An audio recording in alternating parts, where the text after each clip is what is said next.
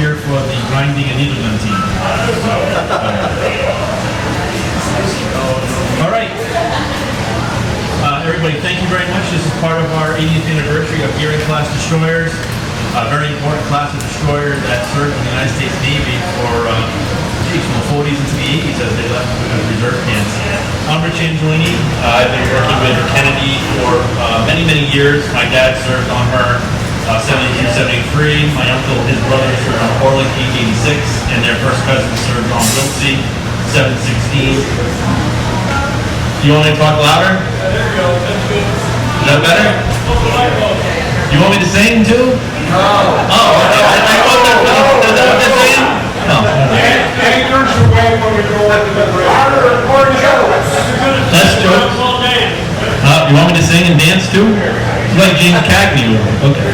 All right. Is that better? Can you hear me, Mr. Wallace? Can you hear me in the back? All right.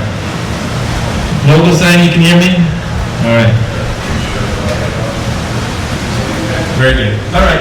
So welcome to the 80th. I really appreciate, on behalf of Battleship Cove, everybody coming for this weekend. We're going to honor the 98 ships of the Gearing class, very important class, as I mentioned. So I think you guys already heard who is this guy and why is he up there at the microphone. So I'm Rich Angelini. I started volunteering on the Kennedy when I was 9 years old with my dad in the 1980s. He served on the Kennedy. We lived close by, so we started volunteering, and then in 2000 I took over the restoration of the ship. We basically undid all the World War II modifications that the museum did, and we're bringing her back to her Vietnam War configuration. So we're very much on the way to doing that. But my uncle, my dad's brother, served on the Orlick 886, which is a museum in Jacksonville, and my cousin David, which is my dad and my uncle's first cousin, served on Wiltsey, 716. So you can tell the family they were all on their ships at the same time, so at family cookouts they would talk about destroyers. So it was I grew up in the Navy family, so it was a big part of our life. But we're not here about me, we're here about you, and we're here about your families and the honor of the shipmates that served on these destroyers. This particular seminar session is about why we have Gearing class destroyers in the first place. Most of you served on Gearing class destroyers, or you know somebody who did serve on a Gearing class destroyer, but why do we have them? But before we do that, we have plenty of time, and I'll make sure I don't run over Chow, because I know people are worried about that. I know Rich is like, don't run into Chow, right? He's like, oh no. So I just want to make sure we don't do that, and but I do want to, we're going to be together for a long time. I know Wes is going to get mad at me, so I'm going to try and introduce, I want everybody to say their name, because we're all friends, we're all going to be shipmates by the end of this weekend. So we're going to start with this table over here and see if I can make it. All right, I want you to say your name and your rate. Name and rate and ship. Okay. My name is Daniel Shepard, and I served on the USS Joseph P. Kennedy from 69 to 75. So when I was discharged, and my rank was a E. Excellent, thank you. Derek McLaughlin, OS2, USS Parcel, 75 to 77.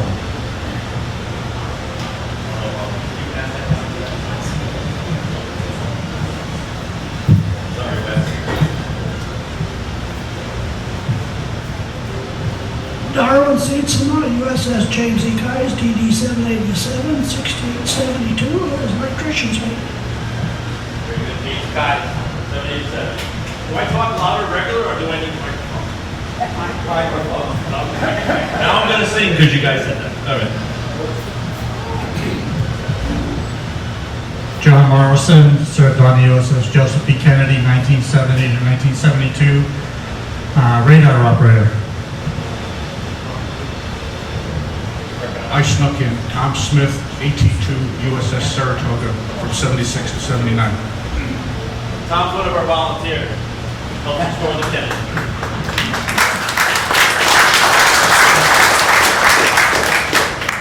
My name is John Wagner. I served on the USS Stickle, DD-888. I was a second-class machinist mate, 1967 to 1969 on the Stickle. And John's one of our volunteers too. My name's Don O'Brien.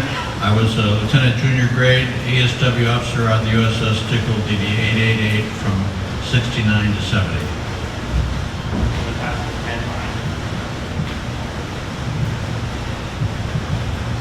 That's Ken Mills, machinist grade second. I served on the ground senior unit from 60 to 63. And I served 3 months on the Venom, which was a pleasure. I'm John Heslin. I served on the William Seagull DD-763 from 1970 to 1973 as the RD or OS.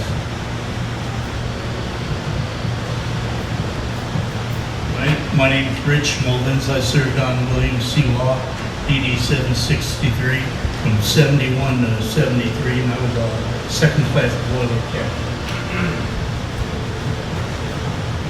My name is Peter King.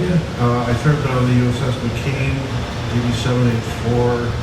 I was a lieutenant junior grade comm officer and dash controller. Peter's one of our volunteers too.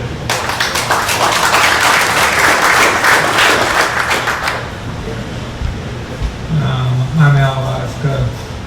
I served on the USS Turkey DD-783 FTG-2.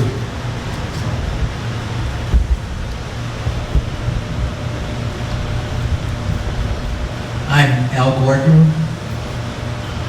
I served on the USS Meredith DD-890, and I was the CIC officer as a lieutenant junior. Oh, from 66 to 68.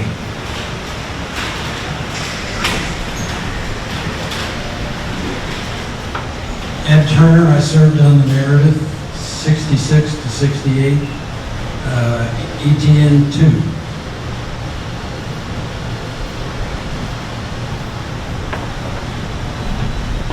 Bob Arnold, I served in the USS Wolfenstein from 65 to 67, machinist. I'm John. I served on the Newman K. Ferry DD-883. I started off as an ensign in 64, and I served 2 tours. I ended up as a lieutenant. I was comm officer at OODP. Jim Piper, ETN 2. USS Theodore E. Chandler, DD-717, August 1968 to August 1970. Hi, my name is Phil Stevens. I served on the Charles B. Cecil and on the Howard as a electronic technician too.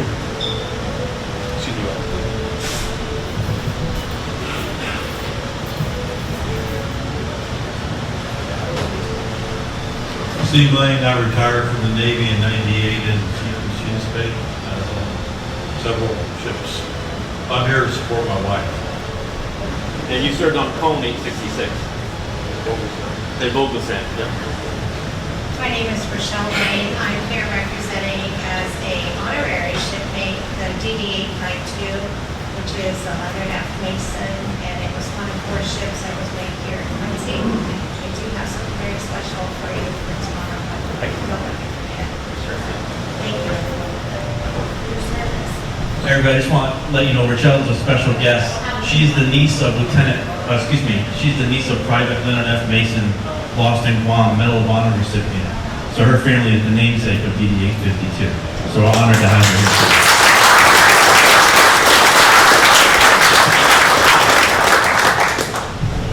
I'm Wayne White. I served on the Charles Alware from 61 to 64. Bill Rossi, Agent 1, served on the USS Cone DD-866 from 72 to 74. We were on the gun line when it all ended, so I'll take credit for Cone. I take credit for ending that war. Thank you.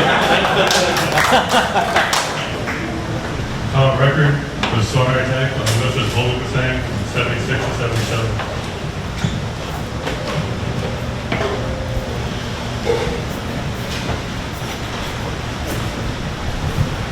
My name is Danny Charles. I served on my first ship from 78 to 83, which was USS Leatherneck DD-944, and several other ships after that. I just retired in 2005 as a boiler tech / machinist mate, Master Chief. Good morning, Andy Vasquez, boiler tech, second class, USS Vogelsang, 77 to 1982, and then I ended up being commissioned, and I was the last boilers officer on the last battleship, USS Missouri. Darn glad to be here with my brother Ron.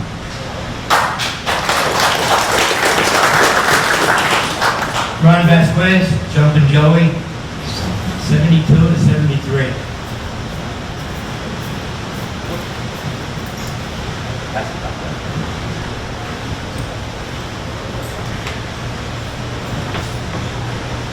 Bob Denisha, I'm an outsider.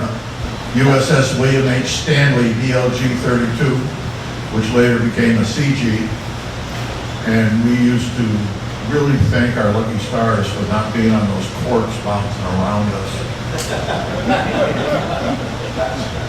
66 to 68, Yeoman. Frank Joseph, USS Stickle 888, was a fire control technician, 1967 to 1969. Toby Mack was ASW officer on the USS Johnston, DD-821, from 1966 to 1968. My name's Steve Carter, retired Chief Air Traffic Controller aboard USS America Saratoga Enterprise. My connection to this group is my dad was on the commissioning crew for Kennedy in 1945.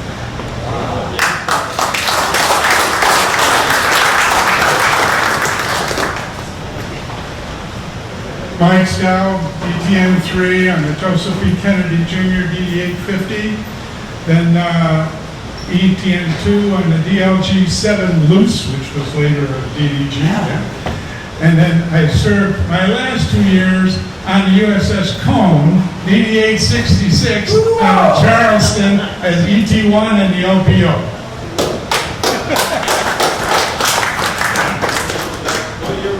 77 to 78. Carl Sorensen, USS Flossell, DD-845, also known as the Mighty B, and I was a boiler technician, second class, 66 to 70.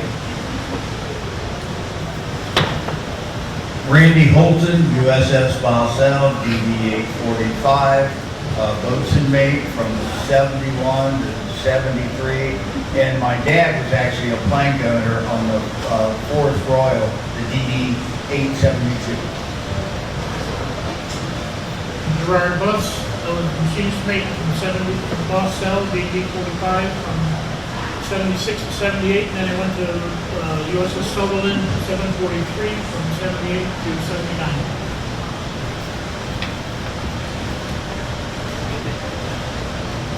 Calisthenics. Yes. DT.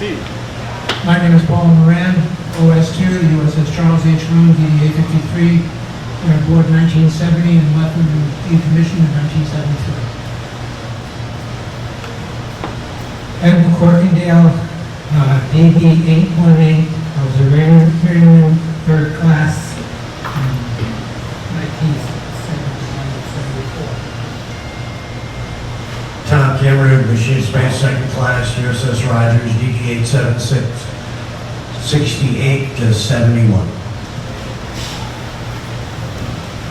Jimmy Bowlway, probably the only cruise that's ever heard today. I was invited.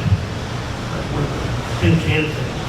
Anyway, boatswain mate, third class, served aboard the USS Springfield CLG-7 from 1968 to 1972. My name is Monty O'Shea. I'm an MR3 and served aboard the USS James E. Kais, non-Hachimana, that's Japanese for 787. And that's it. Bob Barlow was a gunner's mate, third class on USS Benjamin Stoddard, DDG-22. I'm currently a volunteer down here at Battleship Cove, and I'm glad you guys are coming here. because I wouldn't have a reason to come down here without you.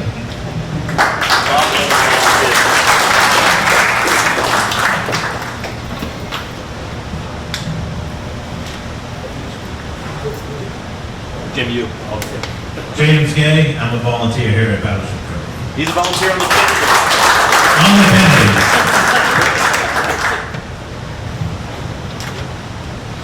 My name's Joe Bettinger. I served on this ship 1969 to 1971, both of them.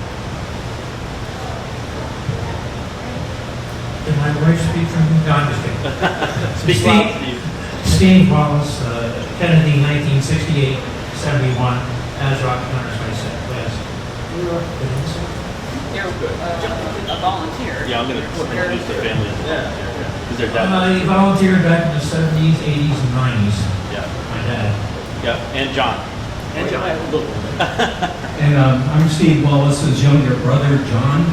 I served in 7 ships, nuclear engineering for some of them. But the first ship I ever got underway on, I was 14 years old. And when the Joseph P. Kennedy Jr. coming out of Charlestown Shipyard, we went through the Cape Cod Canal, ended up in Norfolk. And then my brother gave me a swab and said, hit the deck. So there you go. That's a Cecil. Him. From that cruise, when 14 years old, John went on to become the commanding officer of the USS Harry Hill, the Spoons class destroyer. The Wallace family, their dad was a full piper sailor, am I correct? Yes. Volunteering, the 3 of them volunteered on the Kennedy as well. So as you can see, there's quite a bit of people that volunteer on the Kennedy. I got Wes behind the camera, Wes Murphy, one of our dedicated volunteers. Greg Williams, who's making sure I don't trip on myself. I appreciate that, Greg.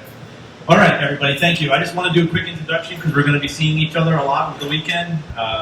I think the greatest thing is the amount of people and ships that we have so far. Tomorrow, more people are coming in, and we'll have over 100 people at our banquet on Saturday night for those who are attending that. So that's a pretty good turnout for a museum. We've never run a reunion before, so we have no idea what we're doing. So just bear with us. So anyway, the real topic here of the day for this particular session is, what is a Gearing-class destroyer, and why do we have them? Now, I think most of you know, so bear with me as I repeat some of this stuff, but in 1944, the U.S. Navy was just starting to make major inroads in the Pacific. The war in Europe and the U-boat onslaught was pretty much over. We were now doing land, we had landed in Normandy. Destroyers, of course, helped with that invasion. But the Pacific War was still in question. And in 1945, we went in, and the Battle of Okinawa in the Philippines showed us that the Japanese meant business, right? They were not as weak as we thought they might be. And then they onslaughted against us with the kamikaze aircraft, where they would crash into carriers. And of course, we all know the story of the Laffey 724 on Okinawa, when she took 6 to 8 aircraft and still survived, the ship that wouldn't die. She was a Sumner class. So going to the Sumner class is an improvement over the Fletchers. They found out that the Fletchers were fast, but they didn't have the steaming radius, and they did not have the firepower. So they made the dual-mounted Sumner class, which is like the Laffey, and also the Bull, I think, is a Sumner class, and a few of the others. But the Navy still wasn't happy. It looked like in 1946 we were going to invade Japan, because the Japanese did not look like they were going to quiet down. They did not look like they were going to stop. And it looked like we were going to lose 1 million casualties easy. That was the U.S. Navy figures estimated by the government, that we would lose 1 million casualties in the invasion of Japan. And in fact, today, the Purple Hearts that we give out to our soldiers today are from the original minting from the U.S. military, thinking that those are the Purple Hearts we were going to give out for the invasion of Japan, which thankfully we didn't have to do. So the United States Navy said the Sumner class seems to be a good class. She's a little slow, and she can't keep up with the steaming of the carriers, because the carriers, as Steve would know, the carriers can stay on station a long time with the battleships, but the destroyers need to be refueled very much. So what do we do about that? How do we keep destroyers with a lot of firepower, increase their speed potentially, and also increase their fighting capability at sea? So the United States Navy came up with, well, we don't want to change the ships in the shipyard too much, and that's why the Fletcher went to the Sumner, because it was basically the same hull. And they didn't want to keep the capacity up very high. So what they did was they designed a new class of destroyer, which they called the long hull Sumners. So technically the Gearing class in the Navy books called the Long Haul Sumner class. What that means, as most of you know, there's 14 feet amidships that were added to the superstructure and to the hull, and it was easy for the production yards to build these ships because they were basically building Sumners anyway. Now they just have to add a 14-foot section. You guys know the 14-foot section has the ASROC deck, right? You see it between the smokestacks, the ASROC deck. Well, underneath, what it really did was add 14 feet of bunkerage for fuel. So now the Gearing class destroyers are longer, they carry more firepower. They have the 3 triple mount for the 5-inch 38s, coupled with a Mark 37 fire control director, as most of you know. Great firepower, excellent weapon, and they can steam move our carrier and stay on station during the invasion of Japan. Their speed, not much different than the Sumners. That was the only caveat that we had. But the Gearing class destroyers were meant to come in for the major invasion of Japan. They wanted them there, they wanted them on station. They thought they could take the hits that the Fletchers couldn't take from the kamikaze attacks because the Gearings were longer, they were more structured, they were sturdier vessels, and they just carried more 40 millimeter, 20 millimeter, and 5-inch ammunition. So our U.S. Navy shipyard decided, I think it's time we build these, and let's get them out to the fleet. So the approved design came out, and Gearing was not the first ship. Does anybody know what the first ship was? Does anybody know what the first ship laid down was of the Gearing class? What was the first Gearing class destroyer laid down in World War II? Do you know? I think it was the Baptist May ship, the Fort Knox. You're close, right? So the Frank Knox is the first commissioned Gearing class destroyer, so you're 100% right. DD-742 is the first Gearing class destroyer that was commissioned in World War II, and also the first destroyer to make it to the Pacific Fleet in mid-1945 to join the war against Japan. But the first ship laid down was also the last ship decommissioned by the United States Navy of the Gearing class, and I think Rich here wants to say the name of that ship. William C. Law. William C. Law was the first ship laid down and constructed during World War II. So 763 was the first ship laid down at the shipyard. Her keel was laid first. She was also the last Gearing class destroyer retired from the United States Navy service. And in fact, she was only decommissioned 2 hours after the USS Harold J. Ellison DD-864. So there's a little battle sometimes between the 864 and the 763 to say, hey, who's really the one that was decommissioned last? But it was actually William C. Law. So the yards are now trying to put these ships out quick. I'm going to read over really quick the number of. We talked a little bit about 98 ships of the class, 98 ships that we actually built. Does anybody want to take a guess of how many the Navy authorized for construction to fight the Japanese? Raise your hand. I'll put you to that. Does anybody want to take a shot at? 115. You're close. Higher. 125. I feel like Bob Barker. Talking about. So, yeah, right. So, they authorized 152 Gearing class destroyers. That's a lot of ships. The Fletcher class was over 170. So now we're taking the most powerful destroyer the U.S. Navy's building in World War II, and we're trying to build 152 of them to go into the invasion of Japan and support the end of the Battle of Okinawa. So our shipyards are doing everything they can. Rosie the Riveter and Winnie the Welder and everybody else at the shipyards are doing their job. Bath Iron Works, they built 30 Gearing class destroyers. Consolidated Steel in Texas, they built 27 destroyers. Bethlehem Steel, now they built a lot of destroyers, but they built them in different yards. Staten Island, New York was 11 Gearings. Fore River Shipyard, which was Quincy, that is 4. San Pedro, California is 4. San Francisco is 3. Now Federal Shipbuilding in New Jersey, which was owned by U.S. Steel, they built 10 Gearing class destroyers. Todd Pacific in Seattle, they built 9. So as they were built, the original design was ASW heavy. They had the 2 quintuple torpedo tubes amidships between the stacks and then one aft of the stacks as designed.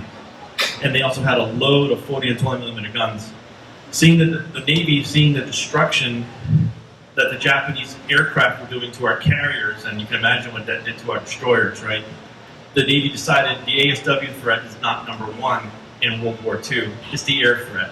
So Frank Knox and the first series of of Gearing-class destroyers were changed while they were in the yard from a general DD configuration to a DDR configuration. They weren't officially designated DDR yet, but they were DDs with height-finding radar in the back, so they can track on radar picket stations when they got there onslaughts of Japanese aircraft coming at them, right? So that's a little bit of the history of why the first ships that came out were really for radar picket and the invasion of Japan. Gearing-class destroyers, mostly in World War II, when they did reach the fleet, they made it into Tokyo Bay for the surrender. Frank Knox and Sutherland were both there for the surrender of Tokyo Bay, and I believe Perkins 877 actually made it as well. So it's amazing to think that the Gearings actually came out that fast. So from 44 through 46, over 70 Gearing-class destroyers came out of the yard and were commissioned. Most of them came at the end of 45 and 46 because that's when we thought the invasion of Japan was going to happen, in 46. So the ASW systems got removed from these platforms. We know in the 1960s that changed, right? The 5-inch 38 couldn't track jets. So the Gearings became an ASW platform rather than an air attack, air search platform. So it's a little bit about the history of why we have Gearings and a little bit of some of the first ships.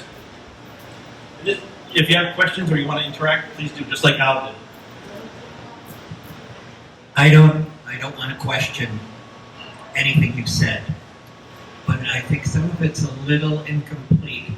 I think that the last 15 ships from about 870 to 890 were built and consolidated in Orange, Texas. Yep. You didn't mention that. I did. I mentioned consolidated. Consolidated steel. Yep. Consolidated in Texas. Yeah. Okay, then I didn't hear it. Yeah, no, that's okay. Maybe I'm not talking loud enough again. But yeah, no. My wife is the first to tell me. Yeah, no, consolidated. I mentioned that consolidated. They built 27 destroyers of the Gearing class, right? Yes. And if you want to add to that, Al, consolidated actually built Gearing class destroyers faster than anybody else. Yes. So almost all of their ships made it into the war effort. So 890 is not the last Gearing class destroyer. She's just the last hull number authorized. 710 is not the first Gearing class destroyer. She's just the first hull number authorized, right? So it's weird how that works because Timmerman 828 is actually the last Gearing class destroyer commissioned. She was commissioned about 51, 52. So absolutely. So I'm sure the Meredith guys like, hey, we're not the last, because they were in, so they made it. And that, as a matter of fact, I'm going to advise the. So 45 commissioned before the end of the war, 62 by the end of 45, and they had 91 of the class were commissioned by 1946. Lloyd Thomas and Kepler came in 47, and then 4 more DDE conversions like Basil and Carpenter came in 49. Real quick, I'm just going to mention a couple of squadrons that went to World War II to back what Al was saying. Destroyer Squadron 10 was our destroyer squadron of all Gearing class destroyers, and that was made up of DESDIV 19, 20, and 21. Frank Knox, Sutherland, Chevrolet, and Higbee. A lot of these names you guys know from Vietnam, especially Higbee. She's the one who took the hit on her aftermath. DESDIV 20 was Benner, Dennis J. Buckley, Miles C. Fox, and Hawkins, and DESDIV 21 was a Duncan, Henry Tucker, Rogers, and Perkins. So those were the first ones into the fleet. They were actually the first ones at war. Here we have, if anybody was ever wondering, hey, what ships were actually commissioned in our members of the Gearing class? It's all on this chart. Wes went to Staples yesterday and decided it'd be cool to make this. So we made this chart. You're welcome to take a look at it. So 98 ships by 1951 were in the fleet before Korea. So World War II, the Gearing class destroyers were an outcome of the war against Japan and their need for a large, heavily armed destroyer class that could meet the speeds of the aircraft carrier. So what was the number 1 class of destroyer in World War II? Does anybody know? Gearing. Gearing, right? So they were the strongest. So does anybody have anything they want to add to this? Your dad was a plank owner on the Kennedy. Do you have any stories about the as-builds of these ships and what they went through? Well, the big thing about my dad was, he joined the Navy. He ran away from home. My grandpa worked for the railroad, so he had a pass to go anywhere he wanted. So he jumps on the train, goes down to Chattanooga, and joins the Navy at age 15. And at age 16, he was mounting a 20-millimeter autocannon at Omaha Beach on D-Day. So by the time he got here, he was almost legal. He actually joined the crew in August of 45, August 6, 45, the day they bombed Hiroshima. And what I was asking Rich not long ago was, when did the crew actually move aboard? That's one of the things that we want to know, but I don't know how you'd find that out unless... You have to go to the archive and try to find out when they actually... Yeah. Long before. Yeah, before. Oh, yeah, because they have to go through the sea trials and all that stuff. Your dad is pre-com, too. Right. So he wound up being a gun captain on one of the Quad 40 mounts that is where the dash hangar is now. And he didn't really talk a whole lot about his time on Kennedy, mostly about his time with the landing craft. But he was sure proud of being a member of the crew. Absolutely. So you could kind of say, so the cone ended the Vietnam War. We just heard them say that. So we could kind of say that the Japanese heard the Goering-class destroyers were entering the war, so they gave up in August of 1945. So does anybody want to buy that story? I think that's a good story that we should push forward. What do you Close say? enough for government work. Close enough for government work, and we know you guys are all government employees at one point. Don't let the truth run you this story. Yeah. There you go. Right, so World War II Goering-class destroyers, there are none left. There's none that reflect or look the way they did during World War II. Kennedy is the last destroyer in a U.S. Navy configuration. She's the only one that didn't go overseas, but we did do a review of her and a lot of her down below compartments and engineering. It did not change much.